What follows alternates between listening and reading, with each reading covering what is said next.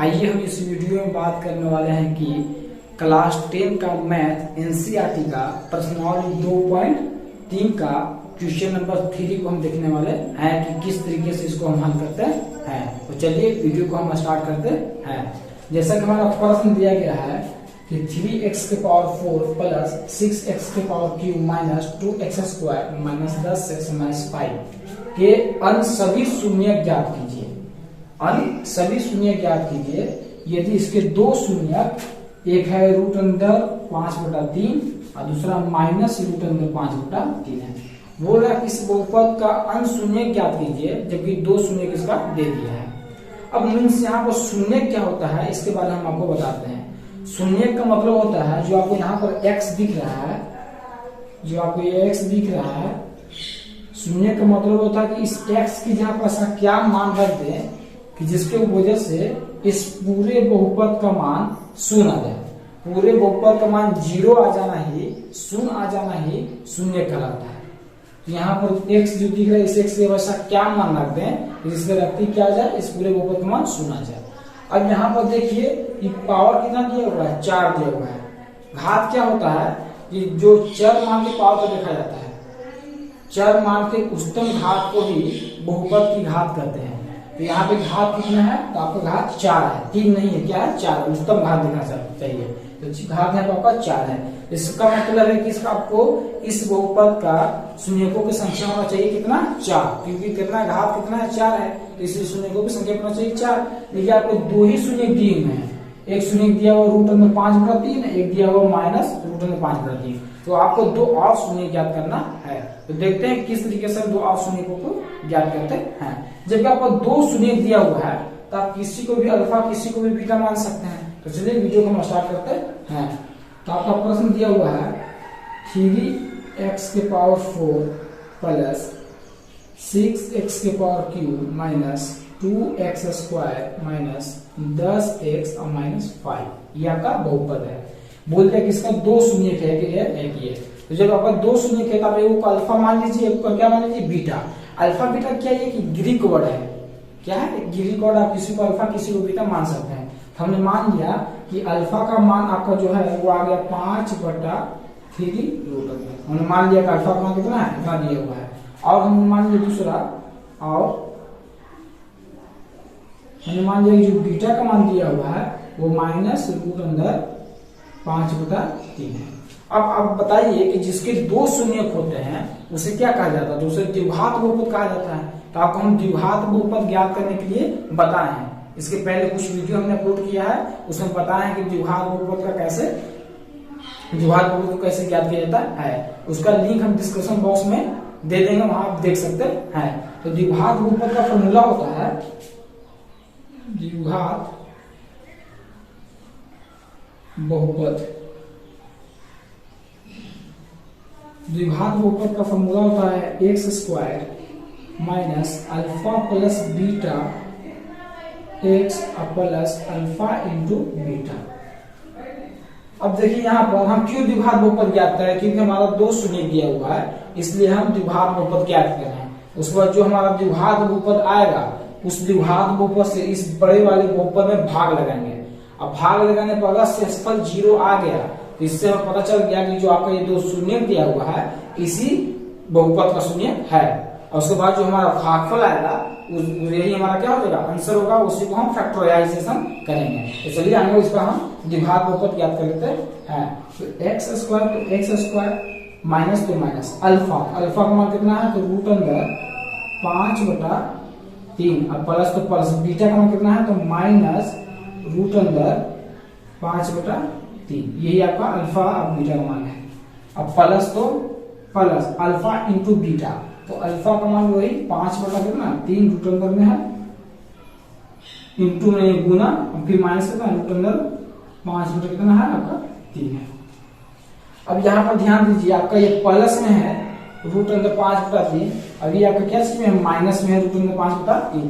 तो ये प्लस में, ये क्या चीज में माइनस में, प्लस माइनस क्या हो जाएगा कैंसिल, तो आपको बच जाएगा यहाँ पर 0। अब यहाँ पर ध्यान दीजिए दोनों देखने में आपको सेम दिख रहा है कि नहीं दिख रहा है, दिख रहा है। और सेम का मीनिंग क्या होता है कि स्क्वायर, यानी 2 है तो स्क्वायर होगा।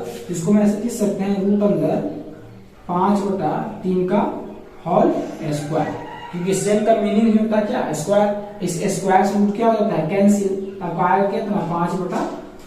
तो जहां लिखा रहेगा रूट अंदर 5/3 गुने रूट अंदर 5/3, उसको लिख सकते हैं स्क्वायर। स्क्वायर से क्या हो जाता है, कैंसिल, यानी बस क्या होगा ना 5/3। तो आपका जो विभाग बहुपद आ गया वो आ गया x² माइनस, यहाँ पे कट जाएगा, ये x यहाँ पे लगा लीजिए, यहाँ पे जब ये कट जाएगा तो आपका आएगा 0 × x तो x, अब प्लस माइनस माइनस, और जब इसको आपने सॉल्व किया तो आया कितना 5/3, इसकी जगह लिख लीजिए आपको कितना 5/3।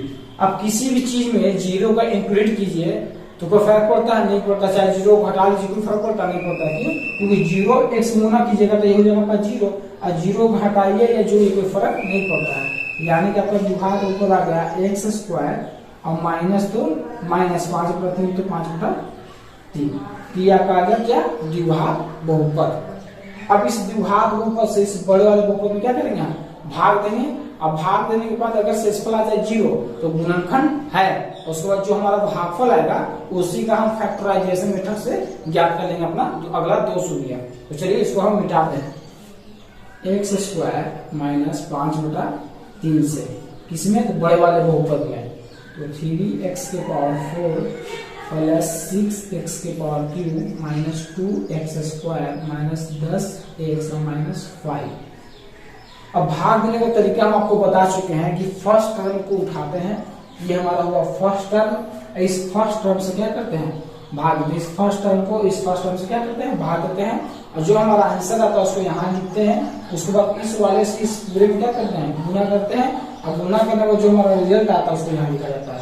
उसके बाद साइन को चेंज करने के बाद जो कट का हमारा आंसर आता है उसी तरह साइन सॉल्व करते हैं। तो देखिए, तो 3x के पावर दिया हुआ क्या 4, तो अब क्या कीजिए कि लिखिएगा ना 3x⁴, भाग कितना से देना आपको, तो x² से, तो अब भाग में दीजिए x² से, देखिए 3 आपका रह जाएगा। यहाँ भी दोनों को देखिए बेस क्या है, सेम है, तो यहाँ भी x², यहाँ क्या x⁴ है, तो x दोनों में है तो x क्या लिख दिए। अब देखिए पावर क्या होता है, घटता है, कब, जब भागा में लिखा हुआ, ये क्या चीज लिखा हुआ, भागा में लिखा हुआ, इसलिए क्या हो जाएगा आपका 4 - 2, तो 3 तो 3 गुने x⁴ -2 गया तो 2 आएगा, क्यों, क्योंकि एक फॉर्मूला होता है ऐसे a⁴m बराबर, जब a मैच करता है तो a को a लिखा जाता है, भागा में क्या हो जाता है, घट जाता है a-m, इसी के आधार पर हमने इसका आंसर लिख दिया 3x²। इस 3x² को हम यहाँ लिख देते हैं। अब इस 3x² से इस जो बहुपद से भाग लगा रहे हैं उस बहुपद में हम गुना करते हैं, तो 3x² से गुना कीजिएगा x² माइनस 5/3 में। तो गुना करने का क्या तरीका है, कॉन्सेप्ट है कि इस वाले से इससे पहले गुना कीजिए, फिर इससे किस गुना कीजिए, इसमें गुना कीजिए, तो इससे जब इसमें गुना कीजिएगा तो आपका आ जाएगा 3x² गुने x², अब प्लस यहाँ क्या है माइनस, तो माइनस, इससे इसमें गुना कीजिएगा तो आ जाएगा 3x² गुने 5/3, इस 3 से इस 3 क्या हो गया, कैंसिल हो गया। अब यहाँ पर ध्यान दीजिए, यहाँ भी x², यहाँ भी क्या है x², बेस दोनों क्या सेम है, तो आप ऐसे लिख सकते हैं 3 गुने x और 2 क्या हो जाएगा, जुड़ जाएगा, क्यों, क्योंकि ऐसा जब फॉर्म में लिखा है a⁴m और गुने a⁴n, ये हो जाता है a⁴m प्लस n, क्यों, क्योंकि दोनों का बेस सेम हो और गुना में लिखा रहा है तो पावर जुट जाता है। यहाँ में जुट गया 3x क्या गया 4, यहाँ पास क्या करना, ये आपका x² ये बचा 5, यानी कि आपका आ गया 5x², यानी कि आपका यही आ गया 3x⁴ माइनस 5x², तो यहाँ इसको लिख दीजिए, तो 3x⁴ माइनस 5x²। अब देखिए साइन को हम चेंज करते हैं, अगर ये प्लस में है तो माइनस लिखते हैं, अगर ये माइनस में तो क्या करते हैं, प्लस करते हैं। तो देखिए यहाँ पर क्या दिएगा, प्लस में दिया जाएगा माइनस, ये माइनस में क्या हो जाएगा प्लस, और साइन को चेंज करने के बाद जो हमारा न्यू साइन होता है इसी का वैल्यू रहता है, उसके पुराने वाले साइन से माइनस का यहाँ पर प्लस, इसका वैल्यू खत्म हो जाता है। ये प्लस में है, ये किस चीज में माइनस में क्या होता है, कैंसिल, क्योंकि प्लस 2 रुपया और माइनस 2 रुपया 0 रुपया हो जाता है। उसी तरह से 6x³ प्लस में है तो इसको लिख दीजिए 6x³, 5x² में से माइनस 2x² गया तो प्लस कितना 3x², क्योंकि प्लस 5 रुपया है, ये माइनस 2 रुपया, तो 5 रुपया कितना 3 बचेगा, और माइनस 10x तो माइनस 10x और माइनस 5 तो क्या है माइनस 5। फिर उसी प्रोसेस करेंगे कि फर्स्ट टर्म को उठाएंगे, इस फर्स्ट टर्म से क्या करेंगे, भाग देंगे, तो दिया हुआ आपका फर्स्ट टर्म कितना 6x³ और यहाँ दिया हुआ कितना x², आप इसको देखिए बेस क्या है, सेम है, तो 6 तो रहेगा, यहाँ एक से दिया, और 3 में से 2 क्या हो जाएगा, माइनस हो जाएगा, तो 3 माइनस क्या हो जाएगा 2, यानी कि आपका 6x, क्योंकि 3 में से 2 जाएगा कितना बचेगा, 1 बचेगा, तो उसको आप क्या लिख सकते हैं, 6x लिख सकते हैं। अब इस 6 से कहाँ लीजिएगा, यहाँ पे लिखिए क्या प्लस 6x, प्लस के लिए क्या, क्योंकि किसी के साथ कोई चीज का चिन्ह तो प्लस का चिन्ह होता है।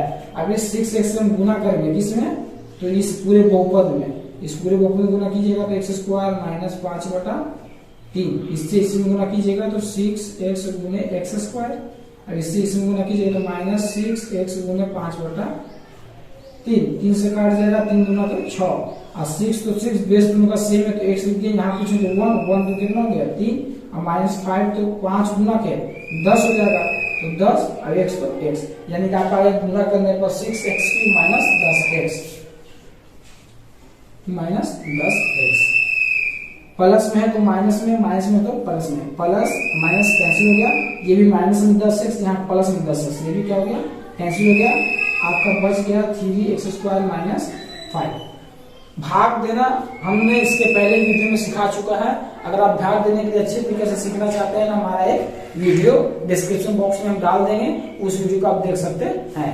लेकिन यहाँ पर आप देखिए, जैसे फर्स्ट टर्म क्या आता 3x², इसमें फर्स्ट टर्म से भाग दीजिए, यानी किससे, x² से, इससे x² से क्या कर लीजिए भाग, तो x² से x² क्या हो जाएगा, कैंसिल, आपका बचा कितना 3, और 3 के सामने कोई चिन्ह नहीं दिख रहा, तो किसी का चिन्ह है, प्लस का चिन्ह होता है, इसको लिख दीजिए यहाँ पे कितना +3, इस +3 से आप गुना करना है किसमें, इसमें, तो आपका दिया हुआ क्या है x² माइनस 5/3, तो जब इससे इसमें गुना कीजिएगा तो 3x को गुना कीजिए 3x², और 3 से इसमें गुना कीजिएगा तो माइनस 3 तो 3 गुने 5/3, इस 3 से 3 क्या होगा, कैंसिल, यानी कि आपका आंसर आ गया 3x² - 5, इसको यहाँ लिख लेते हैं 3x² - 5, ये प्लस में तो माइनस, माइनस तो क्या हो जाएगा प्लस, ये माइनस प्लस कैंसिल, ये माइनस प्लस क्या हो जाएगा कैंसिल, शेषफल क्या आ गया 0।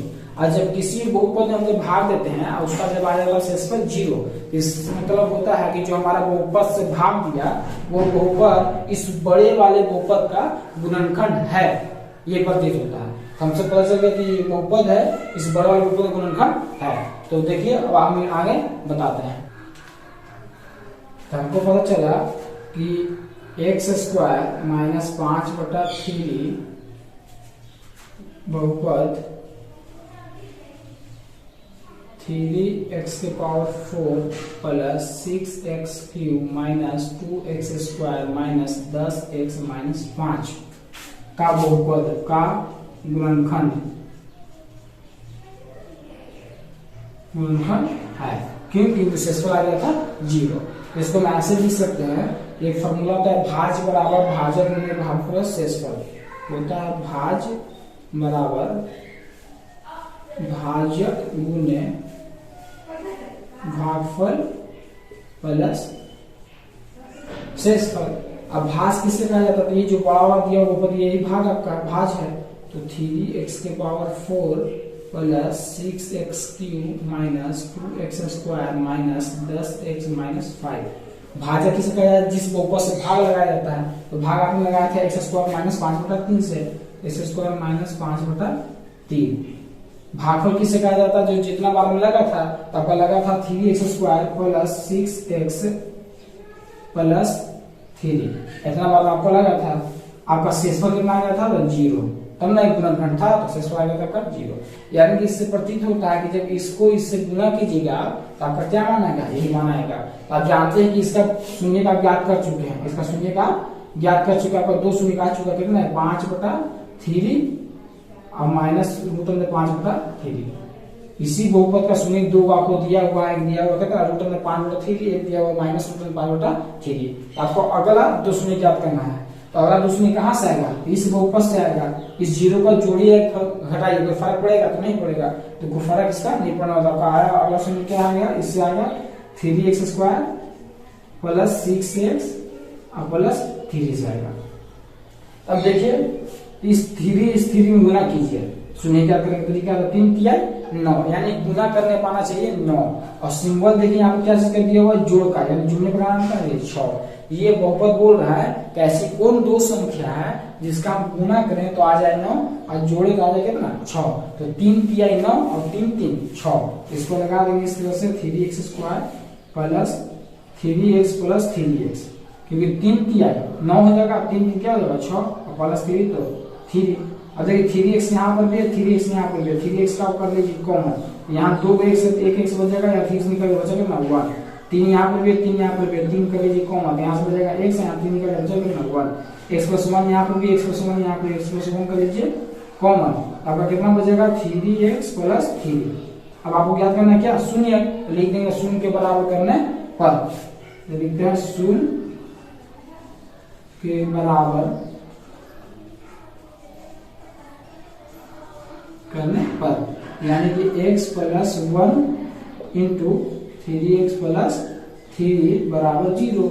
अब लिखते हैं x प्लस 1 बराबर 0, एक लिखते हैं 3x प्लस 3 बराबर 0। इधर प्लस में तो कितना आएगा माइनस में, इधर 3x तो प्लस में माइनस में चल जाएगा, 3 3 3 क्या होगा कैंसिल, यानी कि आ गया x का मान -1, यानी कि आपका 2 शून्य आ गया, एक आ गया -1, दूसरा क्या आ गया -1। आपका 2 शून्य पहले से दिया था, एक दिया था रूट में 5/3, एक माइनस रूट में 5/3, एक दो को और आ गया। लीजिएगा कि आपके जो शून्य हो गया, शून्य की संख्या हो गया, शून्य हो गया, कौन कौन हो गया, तो आपका शून्य जो हो गया, एक हो गया 5/3, एक हो गया माइनस रूट में 5/3, एक हो गया -1, अगला हो गया -1। ये आपका क्या गया शून्य। तो कुछ नहीं, हमारा आंसर आ गया, यही आपका आंसर हो गया। दो अलग शून्य हमने ज्ञात कर लिया। कुछ नहीं किया इस प्रश्न में, हम प्रश्न दिया था कितना, इस बहुपद दिया हुआ था, बोला था कि इसका 2 शून्य दिया हुआ है, तो अगला 2 शून्य ज्ञात कीजिए। हमने क्या किया कि शून्य का मतलब होता है कि जो यहाँ पे x दिख रहा है उसे x की जगह ऐसा क्या मान रख दे तो जिसको रखते ही इस पूरे बहुपद का मान शून्य आ जाए, शून्य आ जाए शून्य कहलाता है। अब घात जितना होता है उतना ही शून्य की संख्या होती है, यहाँ पर घात 4 है, इसलिए शून्य की संख्या 4 होगी, लेकिन इसमें कितने शून्य दिए हुए थे, इसमें 2 शून्य दिए हुए थे।